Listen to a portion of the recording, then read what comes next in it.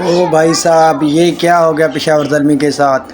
156 پہ کوئی آؤٹ نہیں. کیا کر دیا پشاور زلمی والے بالروں، کیا کر دیا تم نے؟ شاہد شکیل اور جوسر روئے نے تمہیں پینٹی لگا دی. او مائی گاڈ، اب کیا بنے؟ مارو مجھے، مارو مارو مجھے، مارو مارو. نہیں یہ مذاق ہو رہا ہے، ایک سیکنڈ یار. او مائی گاڈ، اب کیا بنے گا پشاور زلمی کا؟ اب تو پشاور زلمی کو ایک ہی بندہ بچا سکتا ہے، یا آصف علی، دوسرا بابر اعظم. ان دونوں پہ امیدیں زیادہ ہوں گی کیونکہ یہ ایسے تو نہیں ہوتا ہے.